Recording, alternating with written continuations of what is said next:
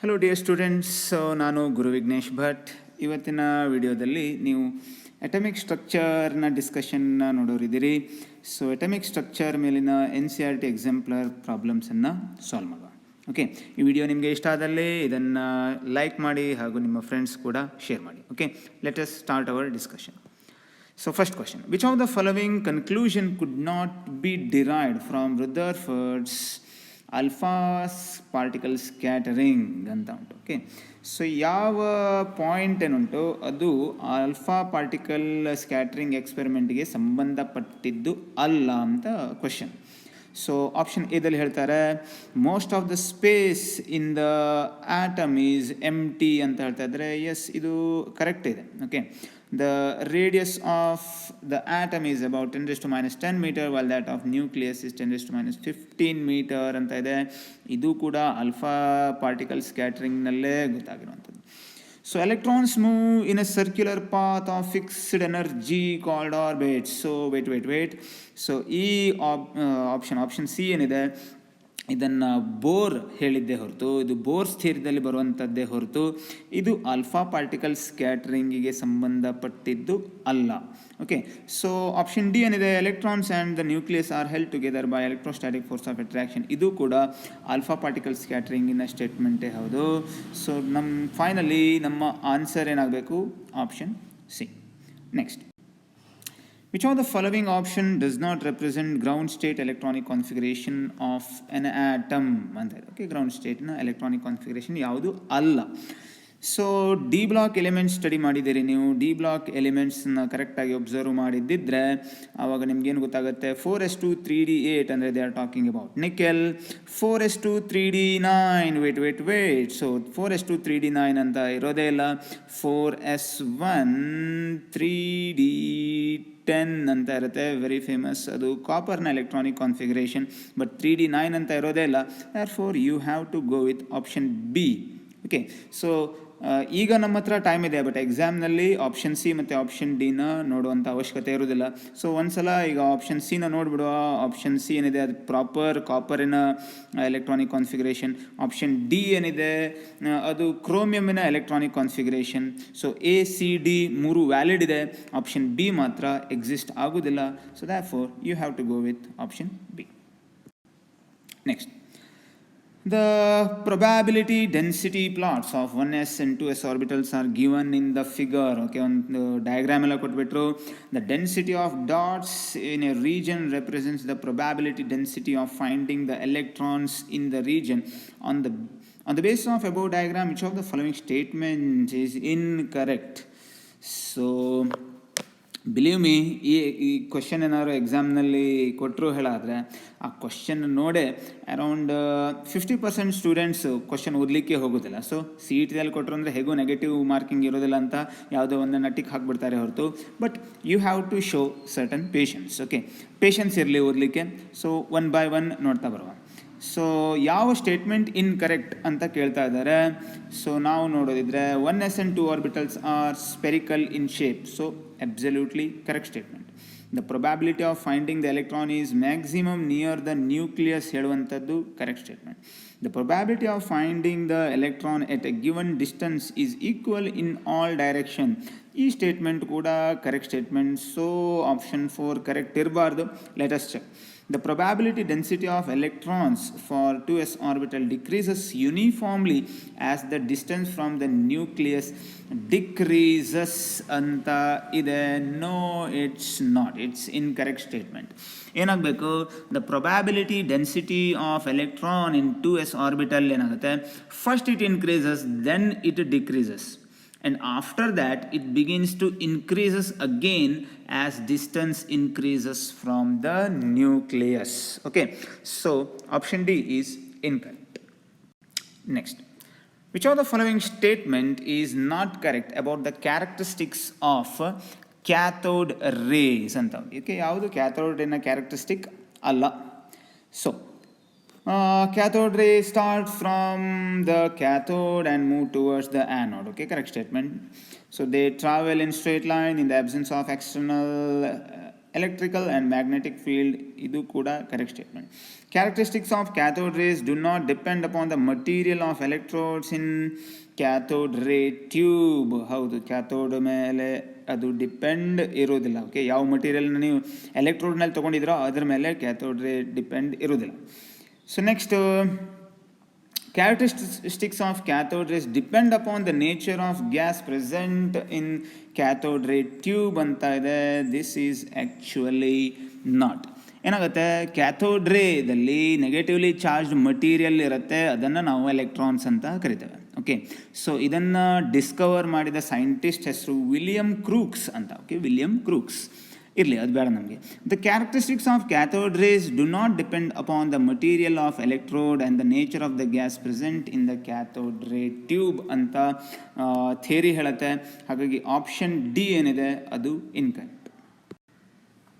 Next, which of the following statements about electron is incorrect ಅಂತ ಉಂಟು. So it is negatively charge ಹೇಳುವಂಥದ್ದು absolutely correct statement, no doubt about that. So the mass of electron is equal to mass of neutron. So wait. So ಎಲೆಕ್ಟ್ರಾನಿನ mass ಏನಿರುತ್ತೆ, ಎಲೆಕ್ಟ್ರಾನಿನ mass 9.1 into 10⁻⁻31 kg ಇರುತ್ತೆ. Okay, ಯಾವುದು mass of an electron. So mass of ನ್ಯೂಟ್ರಾನಿನ mass ಏನಿರುತ್ತೆ ಅದು 1.67 into 10⁻⁻27 kg ಇರುತ್ತೆ. So ಹಾಗಾಗಿ mass of electron is equal to mass of neutron ಅಂತ ಹೇಳ್ತಾ ಇದ್ದಾರೆ. No, it's not. So our answer should be option B. But C ಮತ್ತು D ಒಂದ್ಸಲ ಚೆಕ್ ಮಾಡಿಬಿಡುವ. ಸೊ ಆಪ್ಷನ್ ಸಿ ಹೇಳ್ತಾ it's basic constituent of all atom. So correct statement. It's a constituent of cathode ray. This one is also correct statement. ನಮಗೆ ಬೇಕಾಗಿದ್ದು incorrect statement, therefore it's option B. Next, which of the following properties of atom could be explained by Thomson's model? Okay, ಯಾವುದು Thomson ಮಾಡೆಲನ್ನು explain ಮಾಡ್ತು ಅಂತ ಕೇಳಿದ್ದಾರೆ. So ಇದನ್ನು ನೀವೇನಾದರೂ study ಮಾಡಿದ್ದಿದ್ರೆ ಸೊ BCD ಓದೋದೇ ಇಲ್ಲ ನೀವು, ಬಿಕಾಸ್ ಫಸ್ಟ್ ಆಪ್ಷನ್ ಏನು ಕೊಟ್ಟಿದ್ದಾರೆ. So option A itself is correct. Okay, Thomson's plum pudding model ಏನಿದೆ ಅದು 1898ನಲ್ಲಿ ಜೆ ಥಾಮ್ಸನ್ ಪ್ರಪೋಸ್ ಮಾಡಿದ್ದು. ಸೊ ಅದರಲ್ಲಿ ಏನಾಗುತ್ತೆ ಅಂತ ಕೇಳಿದ್ರೆ ಅವನು ನ್ಯೂಟ್ರಾಲಿಟಿ ಬಗ್ಗೆ ಹೇಳ್ತಾನೆ. ಸೊ ಅಲ್ಲಿ ಮಾಡೆಲ್ ಏನು ಹೇಳ್ತಾನೆ ಅಂದರೆ mass of atom is assume to be uniformly distributed all over the atom ಅಂತ ಹೇಳ್ತಾನೆ. ಅದನ್ನ ಪ್ರೂವ್ ಕೂಡ ಮಾಡಿದ್ದಾನೆ ಅವನು. ಹಾಗಾಗಿ option A correct statement. The two atoms are said to be isobars. Okay, the two atoms are said to be isobars ಅಂತ ಹೇಳ್ತಾ ಇದ್ದಾರೆ. So if they have same atomic number but different mass number ಅಂತ ಹೇಳ್ತಾ ಇದ್ದಾರೆ. No, they have same number of electron but different number of neutrons ಅಂತ ಹೇಳ್ತಾ ಇದ್ದಾರೆ. No, they have same number of neutrons but different number of electrons ಅಂತ ಹೇಳ್ತಾರೆ. ಇದು ಕೂಡ ಆಗೋದಿಲ್ಲ ಐಸೋಬಾರ್ಸ್ ಅಂದರೆ. ಸೊ 3 ಆಗಲಿಲ್ಲ ಅಂದರೆ 4ನೇದು ಆಗಲೇಬೇಕು. ಆಪ್ಷನ್ 4 ಏನಿದೆ, the sum of the numbers of proton and neutrons is same ಅಂದರೆ ಮಾಸ್ ನಂಬರ್ ಸೇಮ್ ಇದೆ, but the number of protons ಅಂದರೆ ಅಟಮಿಕ್ ನಂಬರ್ ಡಿಫ್ರೆಂಟ್ ಇರಬೇಕು. ಓಕೆ, ಐಸೋಬಾರ್ ಅಂದರೆ ಯಾವುದು, ಮಾಸ್ ನಂಬರ್ ಸೇಮ್ ಇದ್ಬಿಟ್ಟು ಸೊ ನಂಬರ್ ಆಫ್ ಪ್ರೋಟಾನ್ ಅಂದರೆ atomic number ಯಾವುದರಲ್ಲಿ change ಇರುತ್ತೋ ಅವರನ್ನು ನಾವು ಐಸೋಬಾರ್ಸ್ ಅಂತ ಕರಿತೇವೆ. ಸೊ ಎಕ್ಸಾಂಪಲ್ ಕೊಡ್ರಿ ಅಂತ ಹೇಳಿದರೆ ಆರ್ಗಾನ್ 1840 ಮತ್ತು ಪೊಟ್ಯಾಷಿಯಮ್ 1940 ಏನಿದೆ. So these two are the example of isobar. ಈ ಪೇರ್ ಏನಿದೆ ಐಸೋಬಾರ್ನ ರೆಪ್ರೆಸೆಂಟ್ ಮಾಡುತ್ತೆ. ಬಿಕಾಸ್ ಆರ್ಗಾನ್ನಲ್ಲಿ ನೋಡ್ರಿ ಅಟಮಿಕ್ ನಂಬರ್ 18. ಓಕೆ, ಅದರ mass number okay sum of proton ಮತ್ತು ನ್ಯೂಟ್ರಾನ್ ಮಾಡಿದರೆ ಮಾಸ್ ನಂಬರ್ ಏನು ಬರುತ್ತೆ 40 ಬರುತ್ತೆ. ಓಕೆ, ಸೊ ಇದು ಆರ್ಗಾನಿಗೆ. ಪೊಟ್ಯಾಷಿಯಮ್ನಲ್ಲಿ ಏನಾಗುತ್ತೆ ಅಂತ ನೋಡಿದರೆ ಪೊಟ್ಯಾಷಿಯಮಿನ atomic number 19. So but mass number 40 ಇದೆ. Okay, so mass number same ಇದ್ಬಿಟ್ಟು ಅಟಮಿಕ್ ನಂಬರ್ ಯಾರದು ಚೇಂಜ್ ಇರುತ್ತೋ ಅವರನ್ನೇ ನಾವೇನಂತ ಕರಿತೇವೆ ಐಸೋಬಾರ್ಸ್ ಅಂತ ಕರಿತೇವೆ. Okay, next The number of radial nodes for 3p orbital. Okay, radial nodes find out ಮಾಡ್ತಾ ಹೋಗಬೇಕು. ರೇಡಿಯಲ್ ನೋಡ್ಸ್ ಫೈಂಡ್ ಔಟ್ ಮಾಡಲಿಕ್ಕೆ ಬರುವಂಥ formula ನೆನ್ಪಿಟ್ಕೊಳ್ರಿ, n-l-1. Okay, n-l-1. N ಅಂದರೆ ಏನದು? ಅದು ಪ್ರಿನ್ಸಿಪಾಲ್ ಕ್ವಾಂಟಮ್ ನಂಬರ್. ಎಲ್ ಅಂದರೆ ಏನದು? ಅದು ಅಜಿಮುಥಾಲ್ ಕ್ವಾಂಟಮ್ ನಂಬರ್. ಸೊ ಇಲ್ಲಿ 3p ಅಂತಂದರೆ ಎನ್ ವ್ಯಾಲ್ಯೂ ಏನಾಯಿತು? 3 ಆಯಿತು. ಸೊ ಎಸ್ ಆರ್ಬಿಟಲ್ಗೆ ಎಲ್ ವ್ಯಾಲ್ಯೂ 0 ಇರುತ್ತೆ, ಪಿ ಆರ್ಬಿಟಲ್ಗೆ ಎಲ್ ವ್ಯಾಲ್ಯೂ ಏನಿರಬೇಕು? 1 ಇರಬೇಕು. ಸೊ 3 - 1 ಅಂತ ಆಗಬೇಕು. ಸೊ ವ್ಯಾಲ್ಯೂ ಏನಿರುತ್ತೆ? 1 ಬರುತ್ತೆ. ವ್ಯಾಲ್ಯೂ 1 ಬಂತು ಅಂದರೆ you have to go with option D. Next, the number of angular nodes for 4D orbital ಅಂತ ಕೇಳಿದ್ದಾರೆ. ನೋಡಿರಿ, ಹಿಂದಿನ ಕ್ವಶನಲ್ಲಿ ರೇಡಿಯಲ್ ನೋಡ್ ಕೇಳಿದರು. ರೇಡಿಯಲ್ ನೋಡ್ ಕೇಳಿದರೆ ವ್ಯಾಲ್ಯೂ n-l-1 ಅಂತ ಇರುತ್ತೆ. ಬಟ್ ಯಾವಾಗ ಆ್ಯಂಗ್ಯುಲರ್ ನೋಡ್ ಕೇಳ್ತಾರೋ, ಆ್ಯಂಗ್ಯುಲರ್ ನೋಡ್ನಲ್ಲಿ ವ್ಯಾಲ್ಯೂ ಏನಿರುತ್ತೆ? ಅದು ಸಿಂಪ್ಲಿ ಎಲ್ಗೆ ಈಕ್ವಲ್ ಇರುತ್ತೆ. ಎಲ್ ಅಂದರೆ ಯಾವುದು?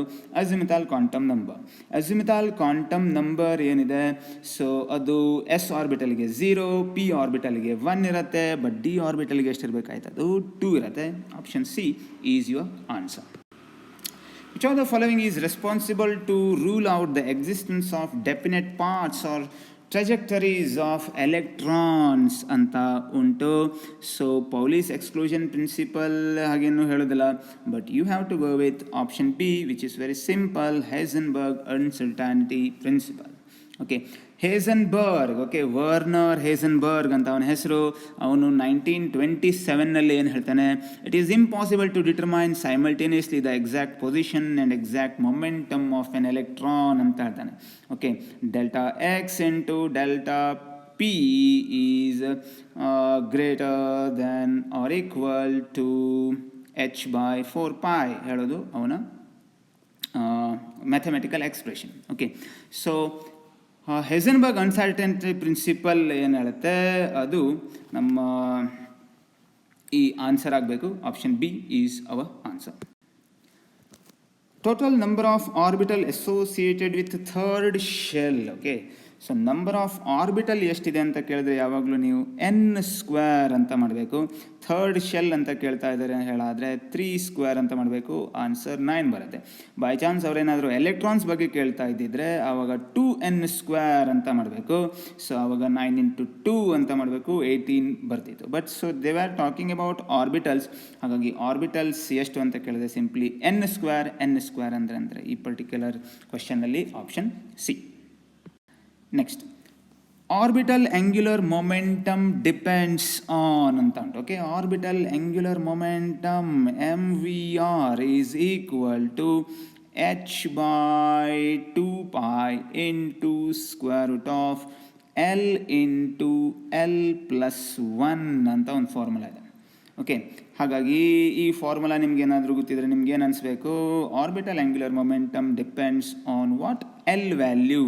ಹಾಗಾಗಿ ಎಲ್ ವ್ಯಾಲ್ಯೂ ಇರುವಂಥ ಆಪ್ಷನ್ ಅಂತ ಹೇಳಿದರೆ option A. Simple.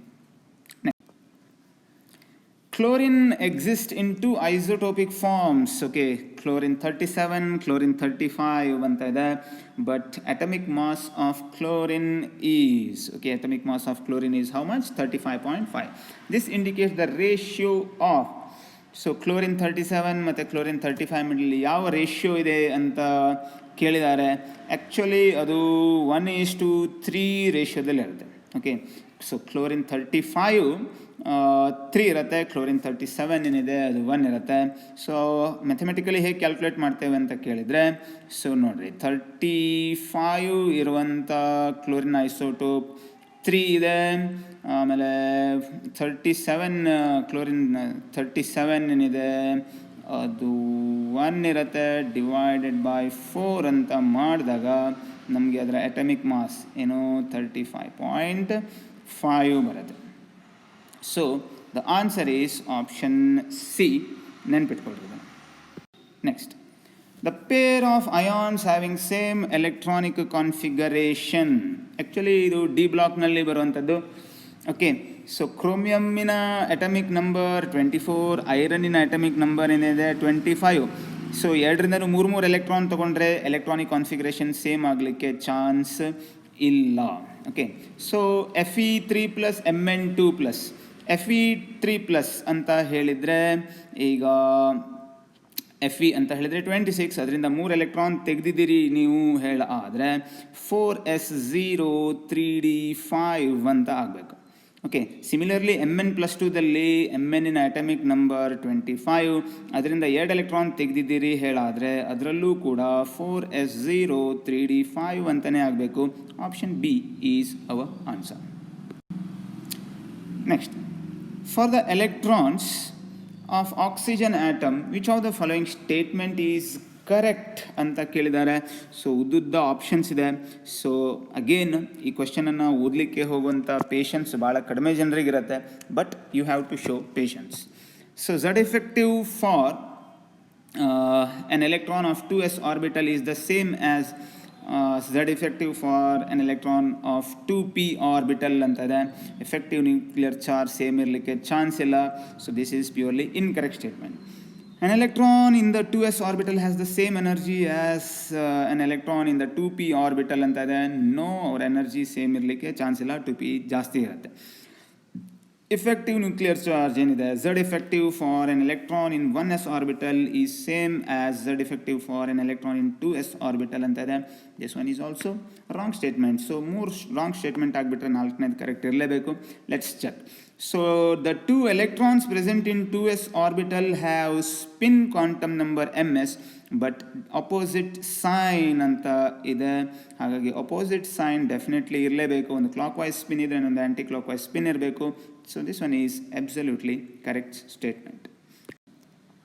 If traveling at same speed, which of the following matter waves have the shortest wavelength? Okay, so they are talking about wavelength.